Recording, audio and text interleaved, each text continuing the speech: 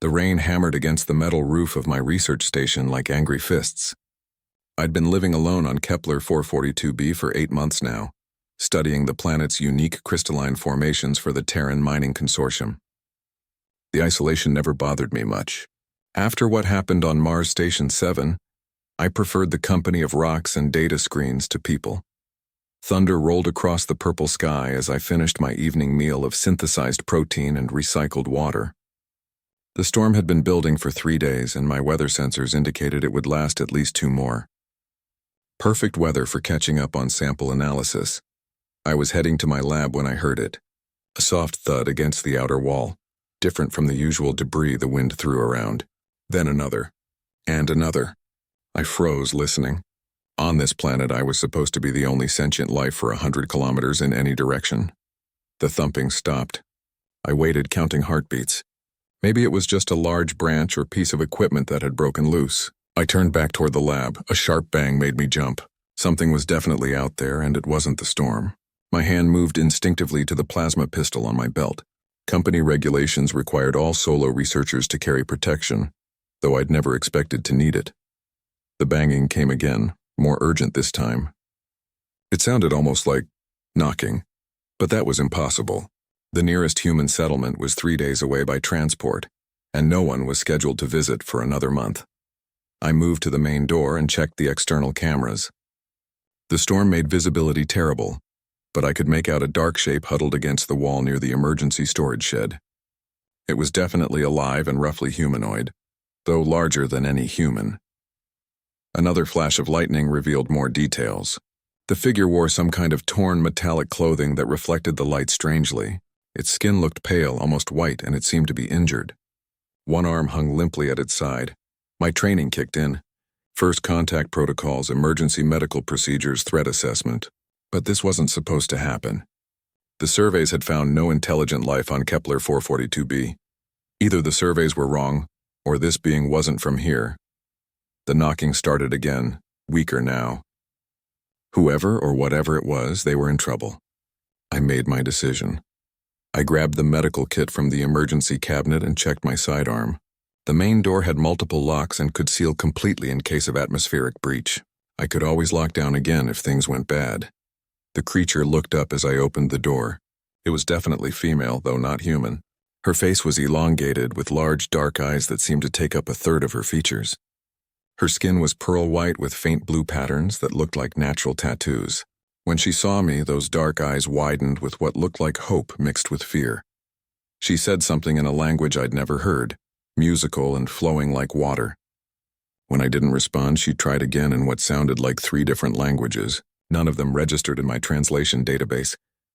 "I don't understand," I said, speaking slowly and pointing to myself. "Human Earth, do you understand?" She nodded quickly and pointed to herself. Then she said something that sounded like Zephyra. Her name, maybe. She was shivering badly, and I could see that her left arm was definitely broken. Dark fluid that might have been blood stained her strange clothing. "Come inside," I said, gesturing toward the door. "Safe? Warm?" She hesitated, looking back toward the storm as if expecting pursuit. Then she stumbled forward, and I caught her good arm to steady her. She was tall, nearly 7 feet, but surprisingly light. Her skin was warm to the touch and had an odd texture, like fine scales. Once inside, she collapsed onto the bench near the entrance.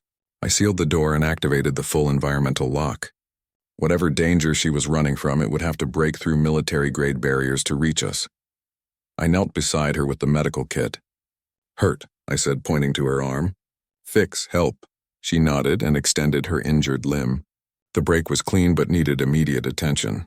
As I worked, I noticed more details about her appearance. She had 4 fingers on each hand instead of 5, and her ears were pointed and mobile, twitching at every sound.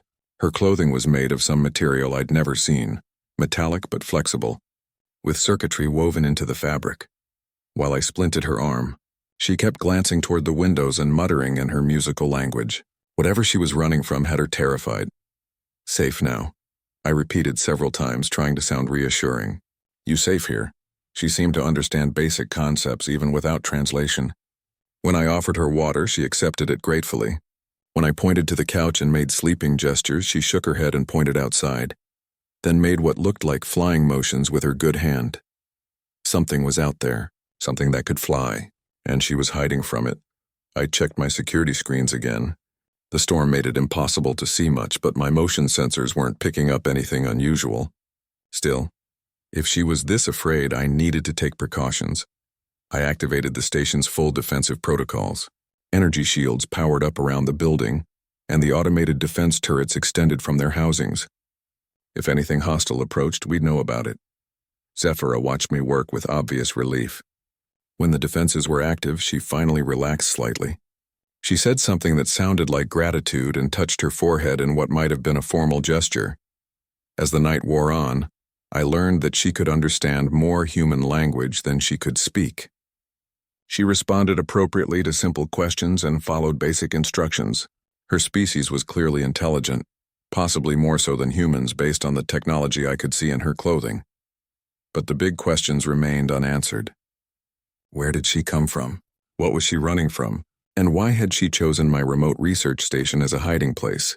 Outside, the storm continued to rage, but inside I found myself fascinated by my unexpected guest. This was the kind of discovery that could change everything we knew about the galaxy. First contact with an alien species, and it was happening in my little research hut on the edge of known space. I had no idea that this encounter would indeed change everything, not just for science, but for the entire future of humanity. The next morning brought clear skies and my first real look at Zephyra in proper lighting. She was even more striking than I'd realized. Her pearl-white skin had intricate blue patterns that seemed to shift and change as she moved. Her dark eyes were intelligent and alert, constantly scanning for threats even though she seemed more relaxed than the night before. She had awakened before me and was standing at the main window, studying the landscape. When she heard me stirring, she turned and spoke in her musical language. Though I couldn't understand the words, her tone suggested she was asking something. "Good morning," I said, moving to the food preparation unit. I gestured to the rations and then to her. "Hungry? Food?" She nodded eagerly. Apparently, whatever she normally ate, she was willing to try human food. I prepared double portions of the protein bars and vitamin supplements. She examined the food carefully before taking a small bite. Her expression suggested it wasn't terrible, just different. While we ate, I tried to establish basic communication. I pointed to objects around the station and named them in English. She listened carefully and occasionally provided what I assumed were the words in her language. Her voice had a strange harmonic quality, like she could produce multiple tones simultaneously. After breakfast, I showed her around the station. She was particularly interested in the computer systems and seemed to understand their function immediately. When I demonstrated the holographic display unit, her eyes widened with what looked like recognition. She gestured excitedly and said something urgent-sounding. Then she approached the console and began making gestures over the interface. The system wasn't designed to respond to her alien physiology, but she seemed to know exactly what she wanted to do. I activated the manual input mode and handed her a data stylus. She took it awkwardly with her uninjured hand but quickly adapted. Within minutes, she had created a crude but recognizable star map. My heart rate spiked as I realized what I was looking at. She was showing me our location in the galaxy, but from a perspective I'd never seen. Her map included star systems that weren't in any human database, extending far beyond our current exploration boundaries. She pointed to a system about 30 light-years away and said what sounded like home. Then, she pointed to another area much closer to us and made a harsh, guttural sound that was clearly meant to represent something bad. "Enemy," I said, pointing to the same spot. "Bad, dangerous." She nodded vigorously and repeated, "Dangerous." Her pronunciation was careful but accurate. She was learning human language faster than should have been possible. Over the next few hours, our communication improved dramatically. She seemed to have some kind of enhanced learning ability, picking up new vocabulary at an incredible rate. By afternoon, we were having basic conversations. Her name was indeed Zephyra, and she belonged to a species called the Etheri. They were explorers and scientists from a distant star system, peacefully studying the galaxy and cataloging new worlds. She had been part of a small research vessel that had been attacked by something she called the Devourers. The way she described them chilled my blood. The Devourers weren't just raiders or conquerors. They were a plague that consumed entire civilizations, stripping worlds of all life before moving on to the next target. They had apparently been tracking the Etheri ship for weeks before launching their assault. "My ship destroyed," she said in halting but clear English. "All others dead. I escape in small craft, crash here. Devourers still hunting." The implications hit me like a physical blow. If her story was true, then humanity was completely unaware of a threat that could wipe us out. Our military was designed for conflicts with other humans, not an alien menace that could traverse interstellar space at will. "How many?" I asked. "How many Devourers?"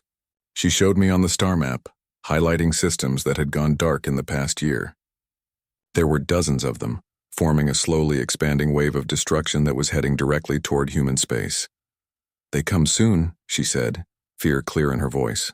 "Your people not ready, not understand danger." I tried to process what she was telling me. According to Zephyra, we had maybe 6 months before the Devourer fleet reached the outer human colonies. 6 months to prepare for a war we didn't even know was coming. "We have to warn them," I said. "Earth, the colonies, everyone." She shook her head sadly. "Your people not believe. Etheri try warn others before. Always same. Think we lie, think we enemy. Then Devourers come and all dead." But she didn't know humans the way I did. We might be slow to accept new ideas, but when faced with a clear threat, we could adapt faster than any species in known space. We'd proven that in the corporate wars and the Mars Rebellion. I spent the afternoon sending encrypted messages to my contacts in Earth Defense Force and the Colonial Marines. I knew most of them would dismiss the reports as research isolation syndrome or worse, but a few would listen. Admiral Chen would take it seriously, and Dr. Reeves at the Xenobiology Institute would want to examine the evidence. While I worked, Zephyra studied my equipment with obvious fascination. She seemed particularly interested in our weapons technology and defensive systems. When I showed her the plasma rifle specifications, she looked troubled. "Not enough," she said simply. "Devourers have—" "How you say, shields? Your weapons not hurt them." That was exactly what I'd feared. Humanity's military advantage had always been our adaptability and willingness to use overwhelming force. But if our weapons couldn't even damage the enemy, those advantages meant nothing. "What about your weapons?" I asked. "Etheri technology?" Her expression grew sad. "Ship destroyed. All technology lost."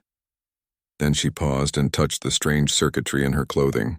"But maybe some knowledge left." She began working with my computer again, this time accessing the materials database. She input equations and formulas that were far beyond anything in our scientific literature. Whatever she was designing, it involved principles of physics we hadn't discovered yet. As evening approached, my communication array finally received responses to my messages. Most were dismissive or concerned about my mental state. But Admiral Chen's reply was different. It was coded and brief, evidence required. Transmit all data. Full investigation authorized. Dr. Reeves was even more direct. Bring her to Earth immediately. This changes everything. But that raised another problem. My research station's transport had a maximum range of 500 kilometers. The nearest starport was over 2,000 kilometers away, and the journey would take us through territory I'd never explored. Worse, Zephyra's injuries weren't healing properly. The broken arm was stable, but she was showing signs of some kind of system-wide trauma. Her species might have different medical needs than humans, and I didn't have the knowledge or equipment to treat her properly. As night fell, she began showing me more details about Devourer tactics. They preferred to attack during periods of social instability, turning civilizations against themselves before moving in for the final assault. They were masters of psychological warfare and information manipulation. "They make people fight each other," she explained. "Create fear, create hate. When society broken, then they consume all." Looking at her data, I realized that some of the recent tensions between Earth and the outer colonies might not be entirely natural. The timing was too convenient, the conflicts too perfectly designed to weaken our overall military capability. "How long do we have?" I asked. She checked her calculations again. "Devourer scouts already here. Main fleet 6 months, maybe 7. When they arrive, war will last maybe 1 month. Then all humans dead." The brutal simplicity of it was terrifying. But as I looked at this brave alien woman who had risked everything to warn us, I felt something else rising alongside the fear. Humanity had always been at its best when facing impossible odds. We'd survived ice ages, plagues, wars, and disasters that should have wiped us out. We'd even survived ourselves. somehow managing not to destroy our own planet despite having the capability for centuries. The Devourers might have destroyed dozens of other civilizations, but they'd never faced humans before. They were about to learn why that was important. 3 days later, everything changed. My early warning systems detected multiple contacts approaching from orbit, moving in formation and following attack patterns I'd never seen before. They weren't human ships. Zephyra was beside me at the sensor station within seconds. Her face went pale when she saw the readings, and she spoke a single word in her language that somehow conveyed more dread than any human curse I'd ever heard. Devourers, she whispered. Scout ships. They found me. The contacts were still 6 hours away, but already my defensive systems were registering energy signatures that didn't match anything in our databases. Whatever these ships were carrying, they were far beyond current human technology. I immediately transmitted everything we'd learned to Admiral Chen with a priority override. If the Devourer main fleet was 6 months away, these scouts represented our first chance to actually study the enemy. Even if Zephyra and I didn't survive, the data might save billions of lives. We need to run, Zephyra said, her voice tight with fear. Transport, escape pod, anything. If they capture me alive, they learn about your people through my mind. But running wasn't an option. My transport couldn't outrun ships capable of interstellar travel, and the nearest human settlement was too far away. We were trapped on a research station designed for studying rocks, not fighting advanced alien predators. That's when I realized something important about humans that Zephyra didn't understand yet. We might not be as advanced as the Etheri or as powerful as the Devourers, but we had one advantage that had kept us alive for millions of years. We were very good at killing things that wanted to kill us. How many ships? I asked, pulling up the weapon schematics.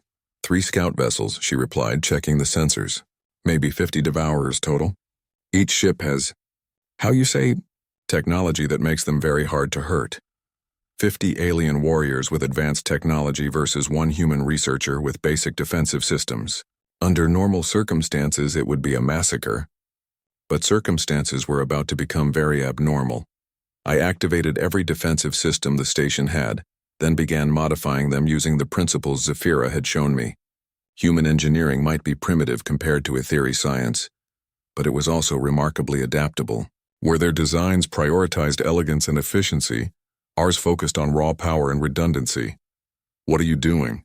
Zephyra asked as I rerouted power conduits and modified the plasma cannon targeting systems. Something stupid, I admitted.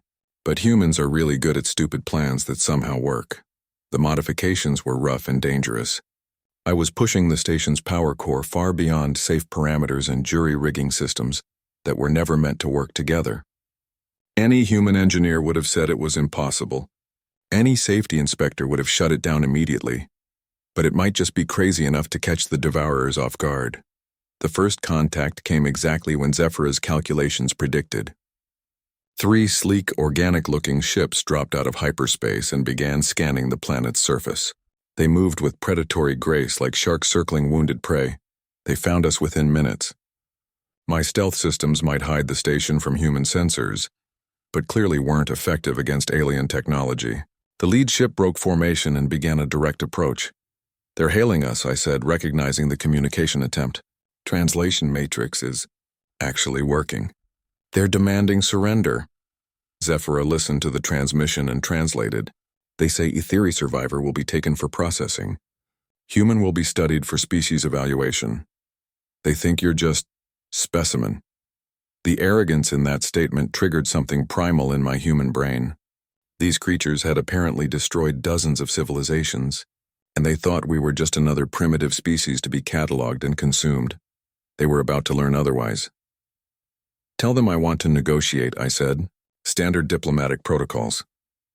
Zephyra looked at me like I'd lost my mind, but she transmitted my message. The response came back quickly. The Devourer commander would allow me 5 minutes to discuss terms before beginning the harvesting process. Perfect. 5 minutes was exactly how long I needed. The lead ship descended to within a kilometer of the station, probably close enough to prevent us from escaping, but far enough to avoid any primitive human weapons. They were being cautious, which was smart. It was also exactly what I'd hoped for. A holographic projection appeared in my communication bay. The Devourer commander was humanoid but wrong in every way that mattered. Its skin was gray and seemed to shift like liquid metal. Its eyes were completely black, and when it spoke, its voice had an electronic quality that suggested heavy cybernetic enhancement. Human creature, it said in perfect English, though I could tell it was being translated in real time. You will surrender the Etheri survivor and prepare for species evaluation. Compliance will result in minimal suffering during the harvesting process. I looked directly into those black eyes and smiled. Counter-proposal. You turn around, go back to wherever you came from, and tell your friends that humans aren't interested in being harvested today. The commander tilted its head in what might have been confusion. You do not understand your situation. Your technology is primitive. Your defenses are inadequate. Resistance will only prolong your suffering. You know what? I said, activating the weapon systems. You're absolutely right. Our technology is primitive, but sometimes primitive works just fine. I triggered the modified plasma cannons. Instead of standard energy bolts, they fired concentrated bursts of magnetically accelerated metallic hydrogen, supercharged with exotic particles based on Zephyra's equations. The projectiles moved at a significant fraction of light speed and carried enough kinetic energy to punch through a small moon.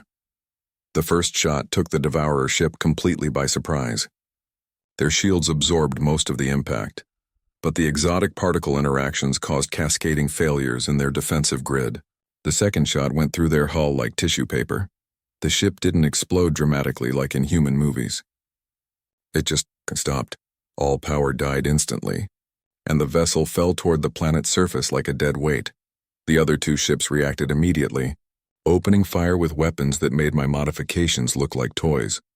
Energy beams that could have vaporized mountains struck my shields, which held for exactly the amount of time I'd calculated they would. About 30 seconds. But 30 seconds was enough. While they were focused on my position, they missed the real threat. I'd used those 5 minutes of negotiation to launch every piece of mining equipment on the station toward their projected positions. Normally, mining charges were used to break apart rock formations. Modified with exotic particle enhancement, they became something much more dangerous. The explosions lit up the sky like tiny suns. When the light faded, both remaining Devourer ships were drifting hulks. Zephyra stared at the sensor readings in obvious shock. How did you? Your technology shouldn't be able to. You're right, I said, powering down the damaged systems. Our technology couldn't do that. But human stubbornness combined with Etheri science, that's apparently a winning combination. The victory felt good, but I knew it was temporary. These were just scouts, and their destruction would alert the main fleet that humanity was more dangerous than expected. That might buy us time, or it might make them send everything they had immediately. Either way, the war had officially started. And for the first time since Zephyra had told me about the Devourers, I thought we might actually have a chance. As I transmitted the battle data to Earth, I realized something important had happened during the fight. Zephyra had stopped looking at me like I was a primitive creature who needed protection. The way she watched me work, the respect in her eyes when she thought I wasn't looking, suggested that her opinion of humanity had changed significantly. Your people, she said quietly. They are not what I expected. What did you expect? I asked. She was silent for a long moment. When Etheri first met humans, we thought you were young species. Aggressive, yes, but not dangerous. We thought maybe we could guide you, teach you to be more like us. And now, she looked at the destroyed ships on the sensor display. Now I think maybe Devourers are the ones who should be worried. The rescue ships arrived 18 hours later. Admiral Chen had responded to my transmission by sending a full battle group, including the Earth Defense Force flagship Indomitable and 3 heavy cruisers. When they saw the wreckage of the Devourer scouts, the Admiral's first message was surprisingly brief. How the hell did you do that? The explanation took 3 hours and required Zephyra to provide technical details that made even the fleet's best engineers scratch their heads. But the evidence was undeniable. One human research station with modified mining equipment had destroyed 3 ships that should have been invulnerable to our technology.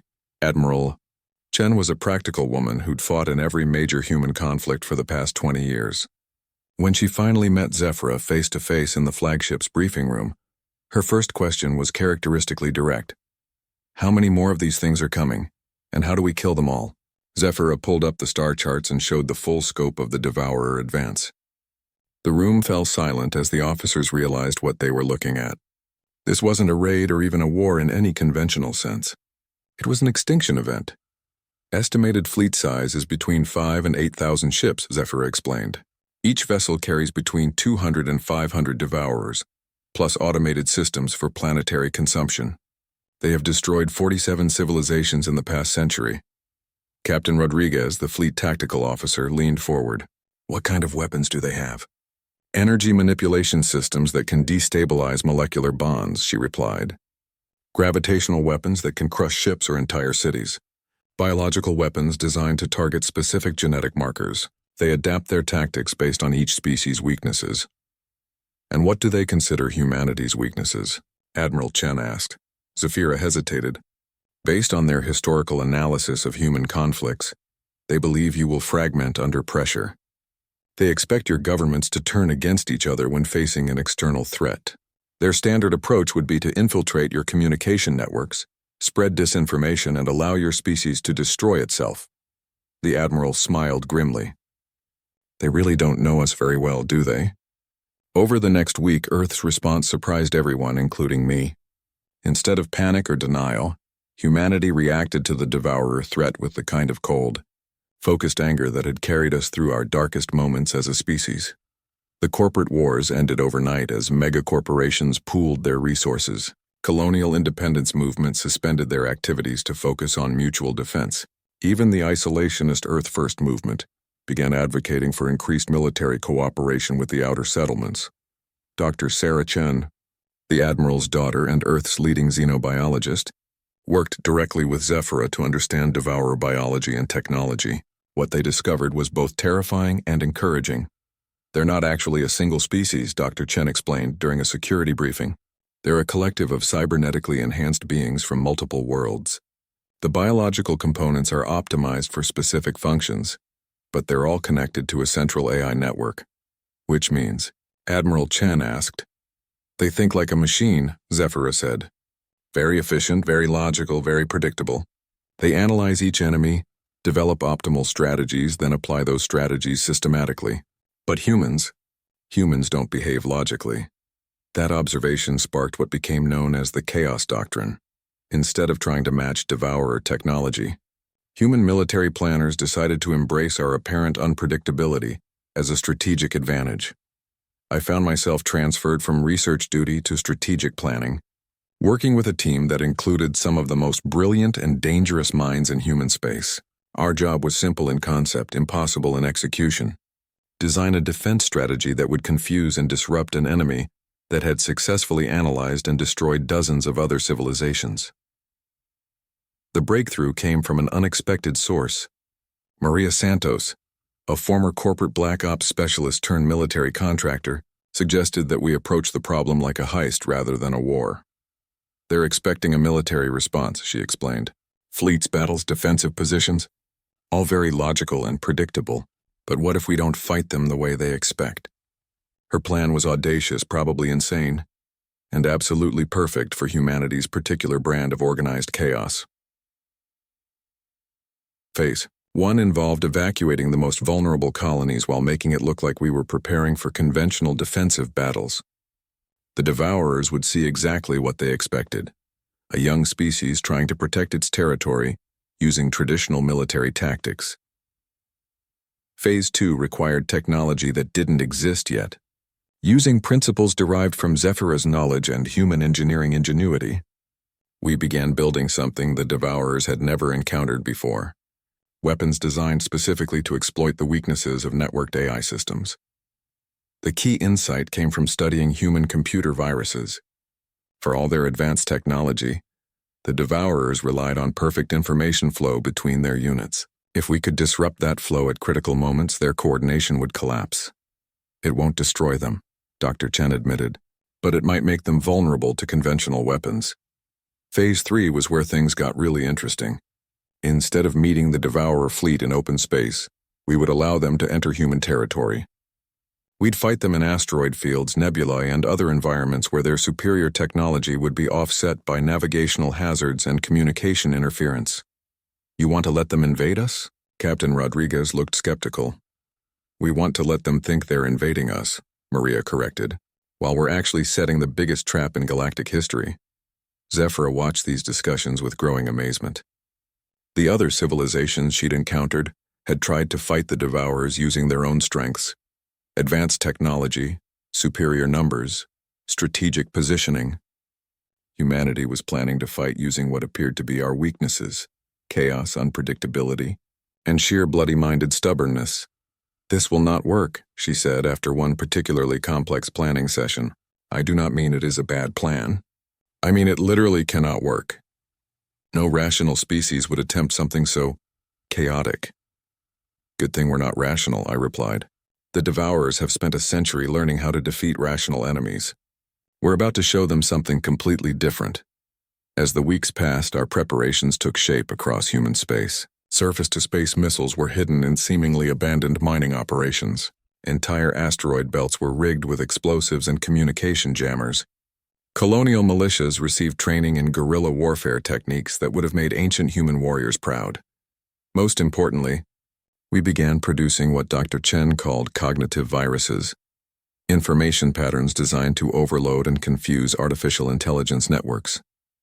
These weren't traditional computer viruses, but something far more subtle. Ideas that would cause cascading logical failures in any system that tried to process them. The irony wasn't lost on anyone.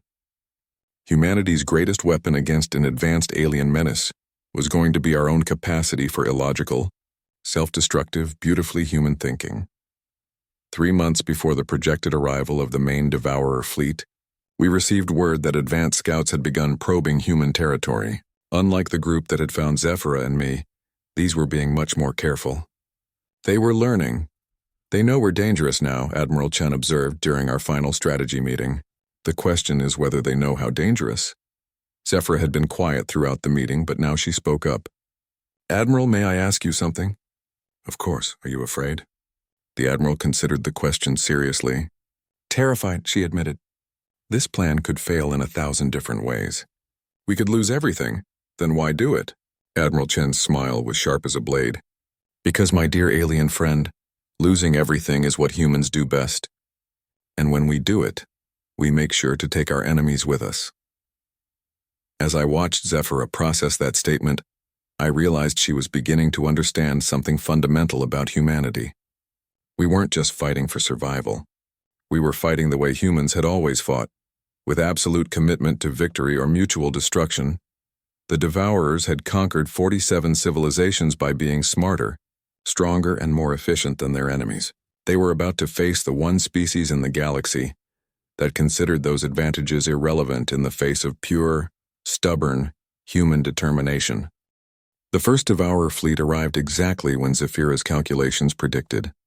2,000 ships dropped out of hyperspace at the edge of the Sol system, their dark hulls absorbing light like holes in reality itself.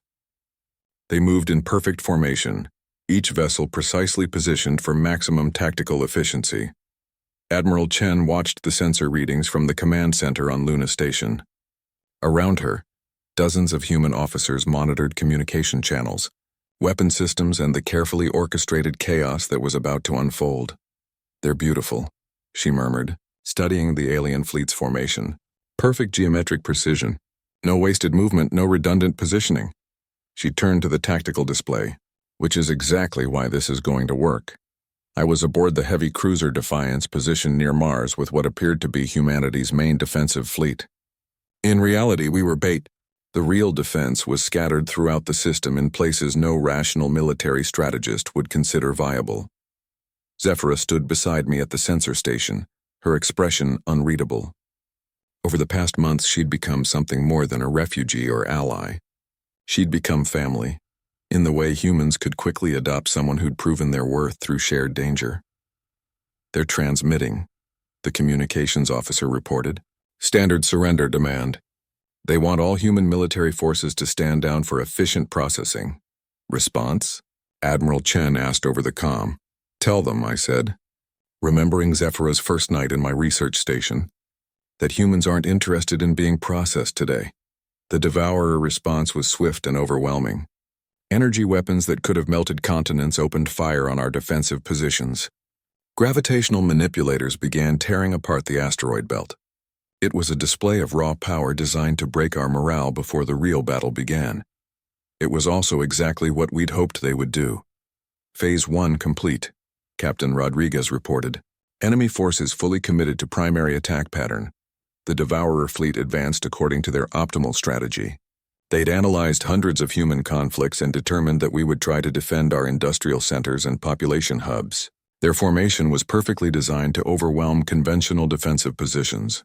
What they hadn't accounted for was that we weren't defending anything. We were hurting them. Hidden gravitational generators built using modified etheric technology, activated throughout the inner system. Instead of creating defensive barriers, they formed a maze of gravitational currents that would funnel the Devourer fleet toward specific coordinates. "They're adapting," Zephyra observed, watching the enemy formation shift in response to the gravitational anomalies. "Very quickly." "Good," I replied. "The faster they adapt, the deeper they commit to the wrong strategy." The Devourers were indeed adapting, but they were doing so logically. They analyzed the gravitational patterns, calculated optimal responses, and adjusted their approach to maintain maximum efficiency. Each decision was perfect according to their strategic algorithms. Each decision also moved them closer to the trap. Phase 2 began when the enemy fleet reached the belt of communication jammers we'd hidden among the debris of destroyed asteroids. The jammers weren't powerful enough to completely block Devourer communications, but they introduced just enough interference to create small delays in their network coordination. For most species, a few microseconds of communication lag would be irrelevant. For a collective intelligence that relied on perfect information flow, it was like introducing static into their thoughts. "Neural disruption beginning," Dr. Chen reported from the medical bay where she was monitoring the cognitive virus deployment. "They're starting to make suboptimal decisions." The first sign of Devourer confusion came when their formation began to drift slightly out of perfect alignment. Nothing dramatic, just tiny inefficiencies that accumulated over time. Their tactical responses became fractionally slower, their targeting slightly less precise. "Now," Admiral Chen commanded. Phase 3 began with the activation of every hidden weapon system in the inner solar system. But instead of conventional attacks, we deployed the cognitive viruses. The viruses weren't transmitted through their computer networks. They were embedded in the patterns of our weapon fire, the frequencies of our communications, even the gravitational signatures of our ships. Every interaction between human and Devourer forces carried fragments of carefully crafted logical paradoxes. The effect was subtle at first. Individual Devourers began making decisions that were technically correct, but strategically questionable. Their collective intelligence started generating solutions that were optimal for individual problems, but created larger inefficiencies. "It's working," Zephyra breathed, watching the sensor displays. "They're becoming confused." Confused was an understatement.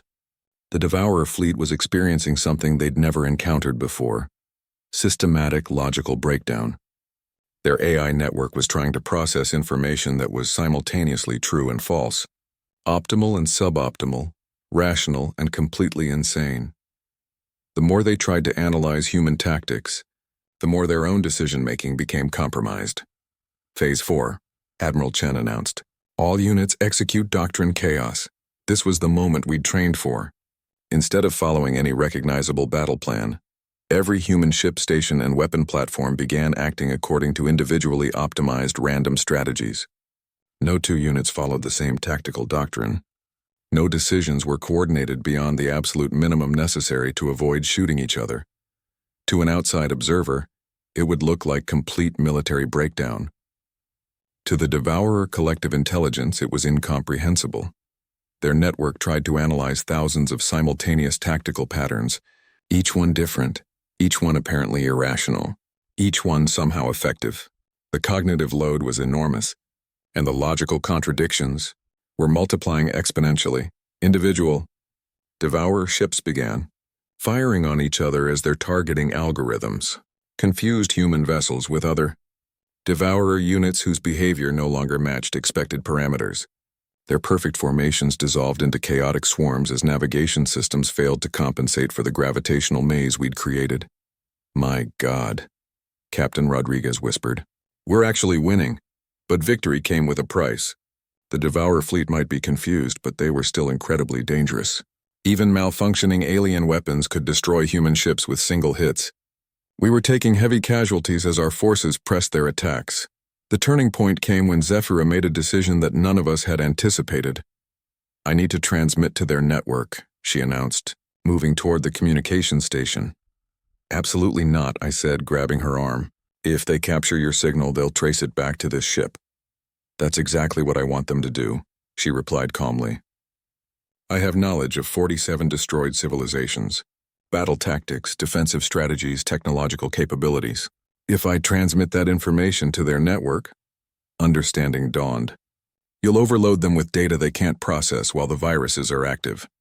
The feedback loop will cascade through their entire collective," she confirmed. "But the transmission will reveal my location. They will focus everything on destroying this ship." Admiral Chen's voice crackled over the comm. "Zephyra, you don't have to do this. We can find another way." "No," she said firmly. "This is why I survived when my ship was destroyed. This is why the universe brought me to Marcus's research station. Not to warn you about the Devourers, but to give you the weapon to defeat them." The next few minutes were among the most intense of my life. Zephyra transmitted a carefully constructed data package that contained everything she knew about Devourer tactics, filtered through the logical paradoxes our cognitive viruses had created. The effect on the enemy fleet was immediate and catastrophic. Their collective intelligence tried to process decades of strategic information simultaneously, while the viruses corrupted every calculation. The network feedback loop spiraled out of control. Devourer ships began shutting down their weapons to prevent firing on each other. Others started jumping to hyperspace with random coordinates, scattering across the galaxy. The few that maintained some coordination found themselves unable to distinguish between human vessels and their own units. But as Zephyra had predicted, they traced her transmission back to our position. What remained of their command structure focused every available weapon on the Defiance. "Incoming!" Our tactical officer shouted as energy beams powerful enough to crack moons converged on our location. I thought we were dead. But at the last second, Admiral Chen's voice rang out across all frequencies. "This is Admiral Chen of the Earth Defense Force. All human vessels protect the Defiance. Whatever it takes." What happened next became legend in human military history. Every ship in our scattered, chaotic fleet suddenly moved with perfect coordination. Not because of any tactical plan, but because every human crew understood exactly what needed to be done. Ships threw themselves into the path of Devourer energy beams. Fighters performed impossible maneuvers to intercept guided missiles. Even damaged vessels used their final moments to shield our position. The sacrifice wasn't tactical. It wasn't logical. It was purely, completely human, and somehow, impossibly, it worked. The Defiance survived Zephyra's. The victory celebration lasted exactly 12 hours before Admiral Chen called an emergency meeting. The Sol system was secure, but we'd only faced the first wave of the Devourer fleet. Intelligence reports indicated that the main invasion force was still months away, and they would be coming prepared for our unconventional tactics. "They know about the cognitive viruses now," Dr. Chen explained to the assembled command staff. "They'll adapt their network architecture to prevent future disruption. We need to assume that our primary weapon is no longer effective." Zephyra nodded grimly. "The Devourers learn quickly. They have probably already analyzed the battle data and developed countermeasures. The next wave will be much more dangerous." But something had changed during the first battle. Word of humanity's victory had spread throughout the galaxy, faster than hyperspace communications should have allowed. Within days, we began receiving messages from species we'd never heard of. Civilizations that had been hiding in the dark corners of space since the Devourer expansion began. The first delegation arrived 2 weeks later. Representatives from the Corvan Empire, a civilization that had been fighting a losing guerrilla war against Devourer forces for 30 years. Their ambassador was a tall, crystalline being whose species communicated through harmonic resonances. "We have observed your victory," Ambassador Kyreth said, her voice like wind chimes in a gentle breeze. "We wish to understand how such a young species defeated enemies that have destroyed our greatest war fleets." Admiral Chen's explanation of our tactics left the ambassador speechless for several minutes. When she finally responded, her harmonics conveyed what could only be described as amazement. You intentionally introduced chaos into your own command structure. You allowed your enemy to predict your movements while leading them into prepared positions. You used logical paradoxes as weapons. That's a simplified version, I admitted, but essentially correct. This is either the most brilliant or most insane military strategy we have ever encountered, Kyreth concluded. We believe it may be both simultaneously. Over the following weeks, more delegations arrived. The hegemony of Tal sent warrior philosophers who spent days studying our battle recordings. The Zephyrin Assembly, Zephyra's own people, dispatched their finest strategic minds to learn from their distant cousins' unexpected allies. Each delegation brought the same story. The Devourers had been systematically destroying every major civilization in the galaxy. Resistance had been futile because every species tried to fight using their greatest strengths, which the Devourers could analyze and counter. You did something different, explained General Vorth of the hegemony, a being that looked like a cross between a bear and a tank. You fought using your weaknesses as strengths. It should not work, but clearly it does. The real breakthrough came when Dr. Chen proposed forming a true alliance, not the usual diplomatic arrangement between civilizations, but an integrated defense network that would combine human unpredictability with alien technology and experience. We can't beat them alone, she argued during a joint strategy session. The next Devourer wave will be prepared for our tactics, but if we can coordinate with other species, introduce multiple forms of chaos into their analysis, a controlled randomness cascade, Zephyra said, understanding immediately. If every allied species fights according to different logical frameworks, the Devourers won't be able to develop comprehensive countermeasures. The idea was radical. Most galactic alliances failed because different species couldn't coordinate their military doctrines effectively. We were proposing the opposite. An alliance that would succeed precisely because it couldn't be coordinated in any conventional sense. Ambassador Kyreth was the first to agree. The Corvan Empire has been hiding for 3 decades. We are tired of running. If there is a chance to fight back effectively, we will take it. Within a month, we had commitments from 12 different civilizations. Each brought unique technologies, tactical approaches, and ways of thinking that would add to the chaos facing the Devourers. The hegemony contributed their warrior culture and heavy weapons technology. The Corvans provided stealth systems and expertise in guerrilla warfare. The Zephyrin Assembly offered their advanced scientific knowledge and peaceful exploration techniques, which proved surprisingly effective when applied to military problems. But the most important contribution came from the youngest member of our alliance, humanity itself. You want us to do what?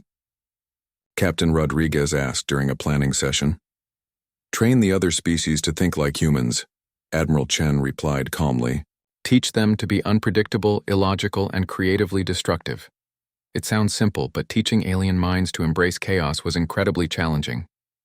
Most galactic civilizations had developed beyond the kind of aggressive unpredictability that characterized human thinking.